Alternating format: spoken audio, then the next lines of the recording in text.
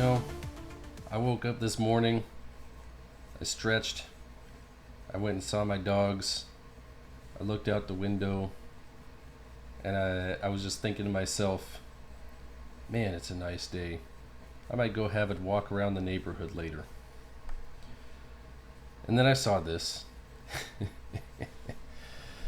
The UK is burning, and the stock market's crashing, and everybody in the world is freaking out. And I think it's so weird that I can have a moment like that. When we look back at history, like events like the Civil War or World War III, there's always an inflection point that everybody recognizes. Oh, that's the beginning. And it's all condensed to be more readable. But you never really hear about the normal moments that people had in those times. And there were a lot. There were a lot of those moments. But you don't hear about it because it doesn't read well.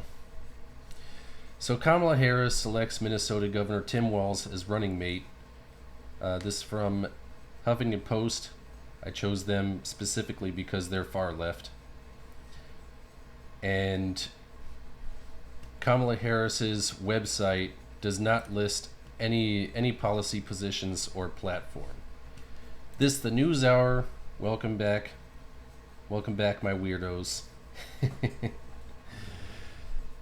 So, what is the reason for this? It doesn't bode well for Kamala Harris that she chose a progressive, open border zealot as her running mate. And they already have Minnesota, so I guess now that Tim Walz is running, Minnesota is in play and Donald Trump could win that. But don't rest on your laurels. Go out, vote, bring your friends and family, campaign, do everything. Assume that the Democrats could win. That's all I have to say about that. So Vice President Harris, Vice President Kamala Harris, the presumptive Democratic presidential nominee, has selected Minnesota Governor Tim Walz as her running mate, CNN and the Associated Press reported Tuesday. There was no immediate confirmation from the Harris campaign or Walz on the pick, given Minnesota's status as a reliably, albeit narrowly, Democratic state. The selection of Walz does not immediately put a battleground state in play for Democrats. But the plain-spoken second-term state chief executive has emerged recently as a prominent attack dog against former President Donald Trump and Senator J.D. Vance of Ohio, Trump's running mate, lighting into the Republican Party's efforts to restrict abortion rights and certain books in public libraries. Walz has helped blow up Democrats' weird moniker for the GOP. These are weird people on the other side, he said on MSNBC in July. Oh, and what books are we trying to ban? Is it the Bible? Is it, I don't know, To Kill a Mockingbird?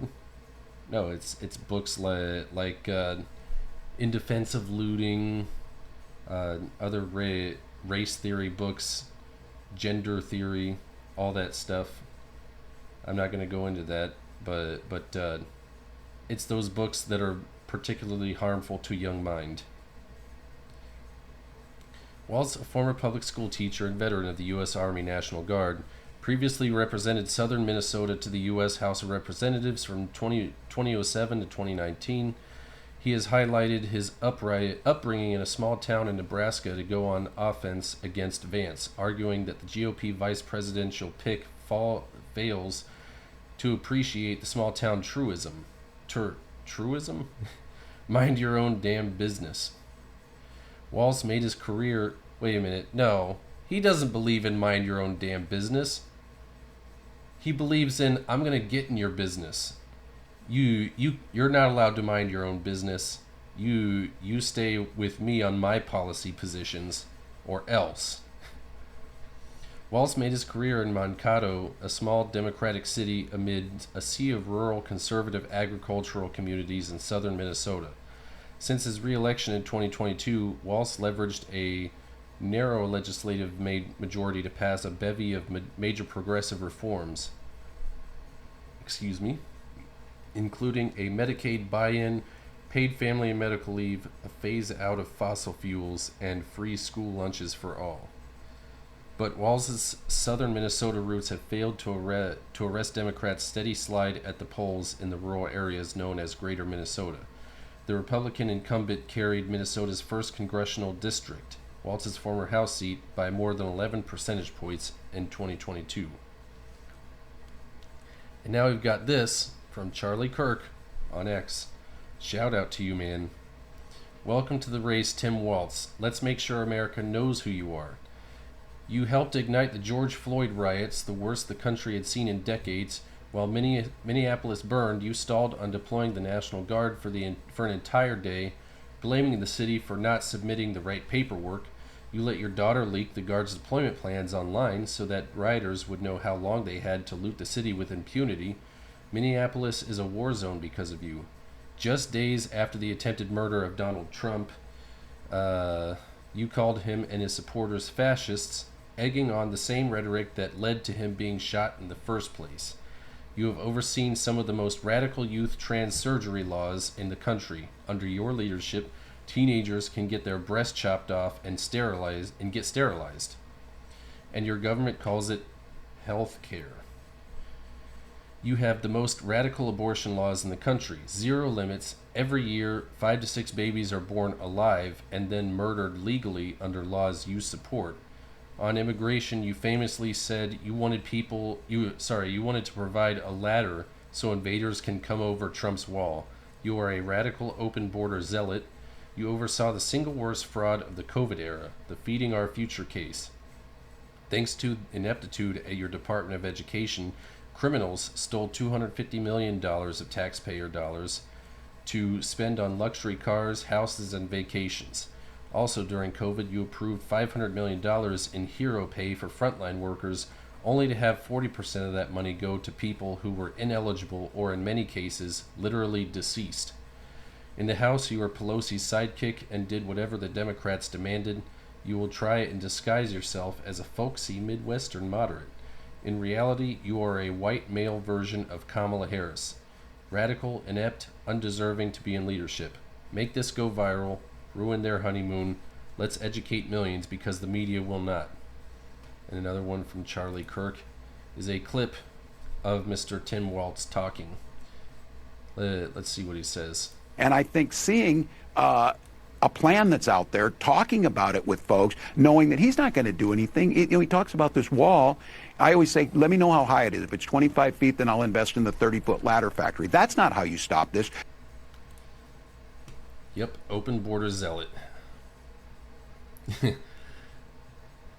Tim Walz is just Rachel Levine when he isn't at a dress. Changed my mind. Has anyone ever seen these two in the same room at the same time? Yep, that's a good point. The scoop. And this is Tim Walz's Minnesota. Let's look at this clip real quick. I assume this is after the George Floyd riots.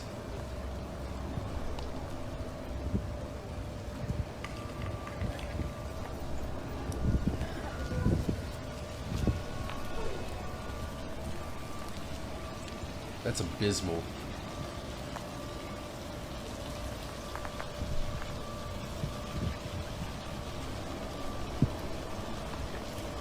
Seriously, how do they live like that? I couldn't imagine, waking up and having to breathe smoke every day.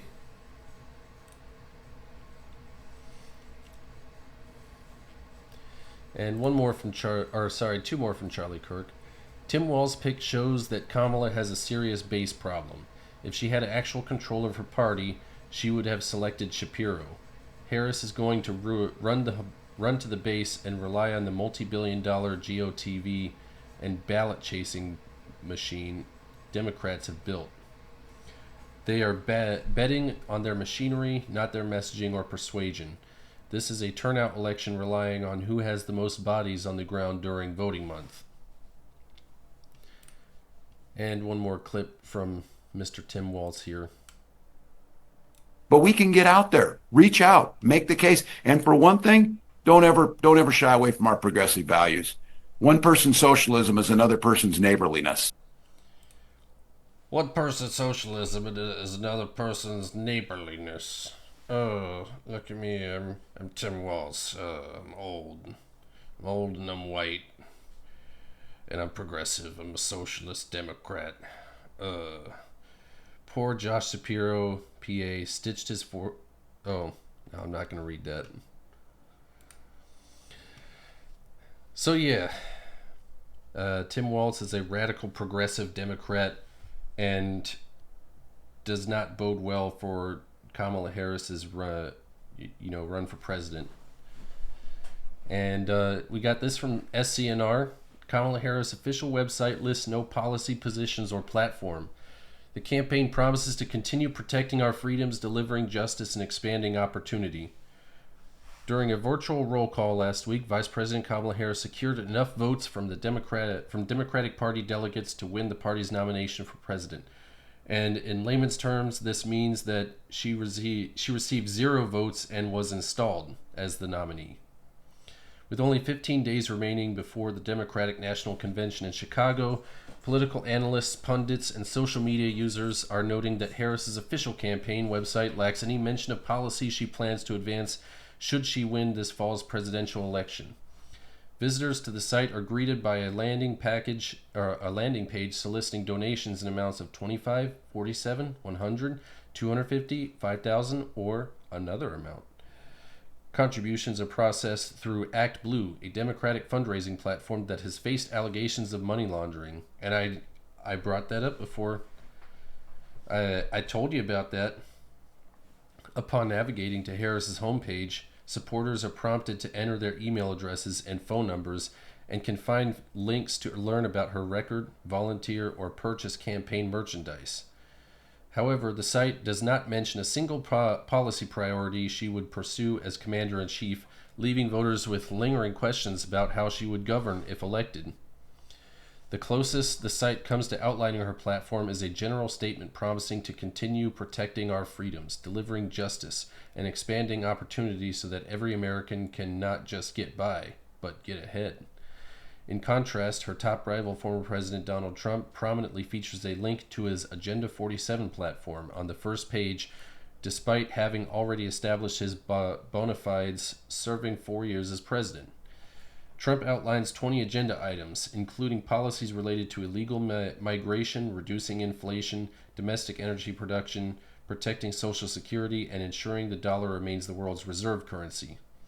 American Jewish activist Shabbos Kestenbaum wrote in a post on X of his disbelief that Harris's views on key issues remain hidden, stating that it will be difficult to support her candidacy without the campaign specifying what she plans to do about the numerous issues facing the U.S. The Kamala Harris campaign does not list a single policy position, Kestenbaum said. This is the first presidential campaign in modern American history to not include any beliefs of the candidate.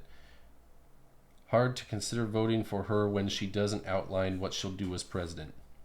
In subsequent posts, he added, "I'm not exaggerating. Her website is just a merch store. Be it inflation, the border, the American hostages in Gaza, it's absurd to run a campaign without telling Americans what specifically you will do. Has the media even asked? It's a totally reasonable expectation as a registered Democrat to ask my party's nominee to clearly articulate what specific policies they will advance. One can dislike Trump's legislative priorities, but he's very open and direct about them. I can't say the same for Harris." And as a little gift for you, my viewers, I've brought you their 2 campaign websites. I'm going to have them side by side. Let's see. On the left, we've got Kamala Harris. On the right, we've got Donald Trump. And the first thing we see with Kamala Harris is that landing page where it solicits you for donations. Let's go ahead and not support her. And we've got join the campaign on the front page there. Donate by mail. They're really hard on that donation thing. Let's see. Meet Kamala Harris. Vice President Kamala Harris has devoted her career to fighting for the people. As the daughter of parents who brought her to civil rights, who knew what can be, unburdened by what has been. Marches in a stroller. She was inspired to tackle injustice from an early age. She took that mission to county courtrooms, the California Attorney General's office, the United States Senate, and the White House. Now she is running for President of the United States to continue protecting our freedoms, delivering justice, and expanding opportunity so that every American can not just get by, but get ahead. As Vice President, she's been a trusted partner to President Joe Biden in their work to take on the powerful and make change for the people, from standing up against extremists to defending reproductive freedom to taking on Big Pharma to bring down prescription drug costs and cap the price of insulin at $35 a month for us seniors. That's actually not true. Donald Trump already did that, and then Joe Biden reversed that action, and then when he got a whole bunch of backlash, he reinstated the action and took credit for it unjustly. If anybody asks you, Donald Trump capped the price of insulin before Joe Biden. The Biden-Harris administration has achieved a historic record of accomplishment, including bringing our economy back from the brink of disaster to create nearly 16 million new jobs. Actually, the COVID lockdowns that were fueled mainly by Democratic states and governments, that's what caused the, I don't know what you call it, the slowdown in our economy in 2020. And they famously like to blame Trump for that, but he didn't do it. He was on board with the 2 weeks to slow the spread. Was it 2 weeks, I believe? And then after a few more weeks, he was like, no, I don't think this is working. And he advocated for ending the lockdowns, whereas Democrat governments, state governments, they maintained the lockdowns and prosecuted ma and pa stores that remained open, even though places like Walmart and Amazon could stay open. It was one of the biggest transfers of wealth from the lower middle class to the upper class that we've ever seen in our lives. Where was I? Investing over $1 trillion in infrastructure projects like repairing roads and bridges, removing lead pipe in America, improving public transit, and expanding access to high-speed internet, strengthening the Affordable Care Act, and lowering health insurance premiums to save millions of Americans an average of $800 per year, expanding health care for veterans exposed to toxins, enacting the first meaningful gun safety reform in decades, and bringing violent crime down to a near 50-year low. Actually, going back to the infrastructure, they really stretch the definition of what that means to define what they consider infrastructure. And by this I mean, infrastructure. We all generally understand that's like roads, public transit, and buildings and stuff. But stuff like that. But they also take that to mean like, oh, we got to give free crap to people. We need to buy the people's votes by giving them free stuff. And over here, where was I last? Gun safety reform. That just means making more rules to infringe on the Second Amendment. They don't really care about gun safety. They just don't want you to have a gun.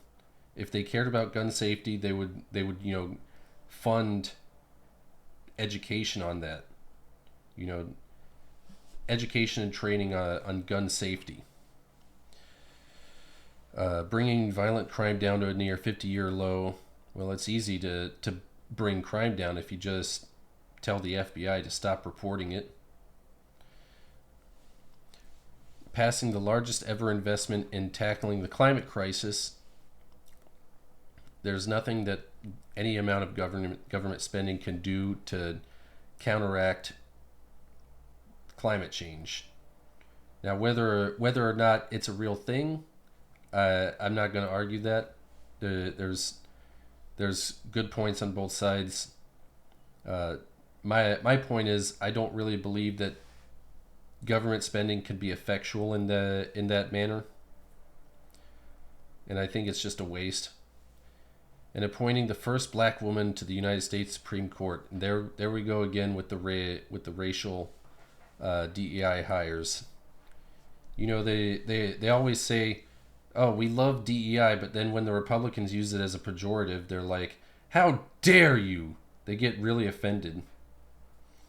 Vice President Harris has proudly represented the United States on the global stage in meetings with over 150 world leaders and bolstered vital alliances against tyranny abroad, and she is just as committed to stopping would-be authoritarians and dictators at home. There they go with the rhetoric again. That's the rhetoric, the kind of rhetoric that led to Donald Trump being shot. She is leading the charge to protect fundamental freedoms, including the right to an abortion and the right to vote. Abortion is baby murder. We've proven this. The doctor goes in with most cases with a what I would consider a pair of long pliers, or they look kind of like tongs, but they've got like serrated pincers on the end, which are meant to break down the body parts of the baby. It's really gruesome. I saw an animation of it, and yeah, don't support that. They also have the abortion pills that you take, and it kind of just forces you to have a miscarriage. Anyways, I'm not going to read any more of Kamala Harris's website. It's just they talk about how she's governed, but they don't talk about her plans. Let's go over to Donald Trump. See, we got platform, news, events, get involved. Oh wait, no, I do want to show you this one thing. Where is it? Oh wait, I don't think they have it. There was a childless cat lady's mug that I thought would be a funny joke gift for a Democrat in your life. Anyways,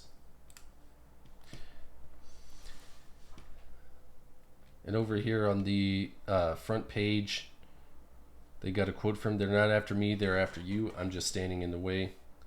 And they have options to contribute, volunteer, join our movement, and they've got the Agenda 47 platform.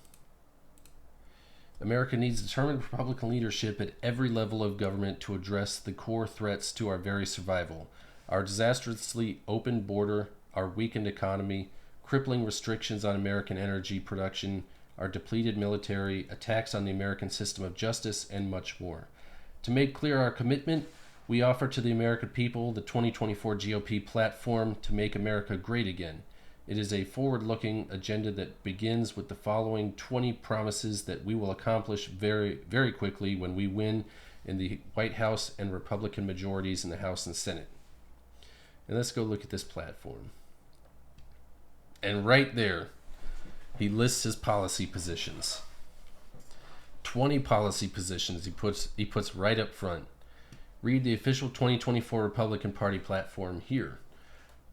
President Trump's 20 core promises to make America great again. What do you get when you go to here? Oh, and it's in a, I guess this is a PDF form. Wow. That's a lot to read. I'll read it later and tell you what I think. Number 1, seal the border and stop the migrant invasion. 2. Carry out the largest deportation operation in American history. 3. End inflation and make America affordable again. That's ma-ah-ah. As opposed to MAGA, that's ma-ah-ah-ah. Make America, 4, make America the dominant energy producer in the world by far. And this is something that I was confused about with Democrats, is we stopped doing leasing on government lands for drilling. Something about that. And they shut down the Keystone XL pipeline. And then that was meant to counteract the what was that Russian pipeline? The Gazprom, yeah, or whatever their pipe is called. Everything we were doing in drilling and our pipeline, it was meant to counteract or compete with the Russian Gazprom, and the Democrats took it away from us. So that's the thing. Democrats are not pro-energy; they're anti-energy. And if they wanted green renewable energy, something green and very reliable, they would go with nuclear. I'm just saying. Number 5, stop outsourcing and turn the United States into a manufacturing superpower. Number 6, large tax cuts for workers and no tax on tips. That's a really strong winning policy position. If you end tax on tips, you're gonna get so much more support, because at the end of the day, a tip is not wage. It's not wages. It's a gift for your good service. So it shouldn't be taxed. Defend our Constitution, our Bill of Rights, and our fundamental freedoms, including freedom of speech, freedom of religion, and the right to keep and bear arms.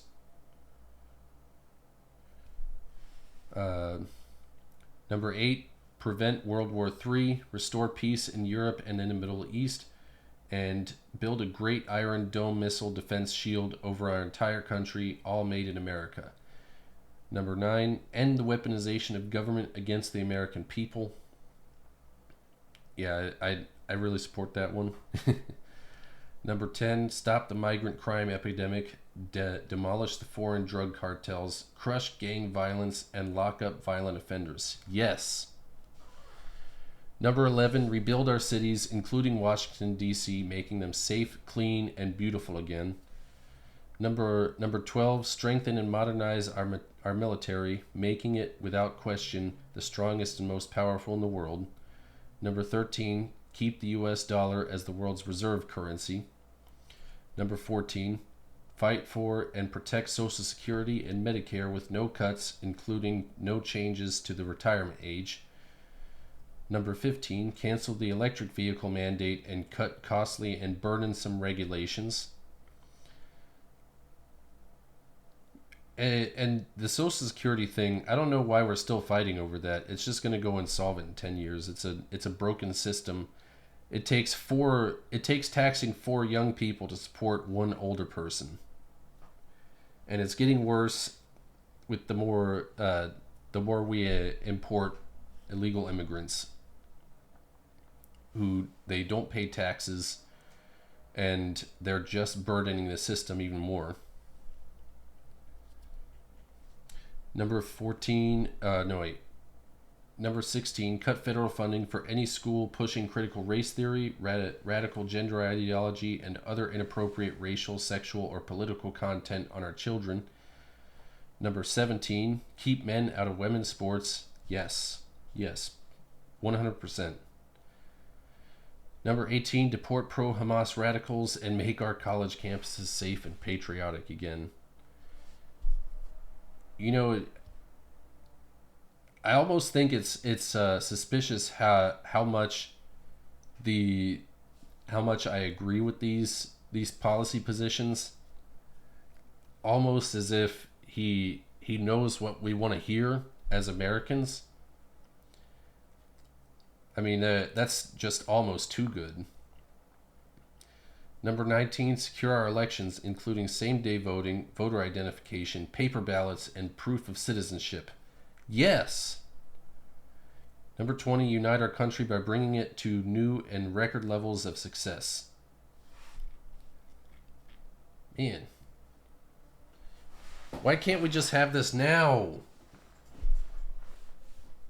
I would very much like Democrats and Republicans to agree on these 20 things. Like, yes, make all of these things happen.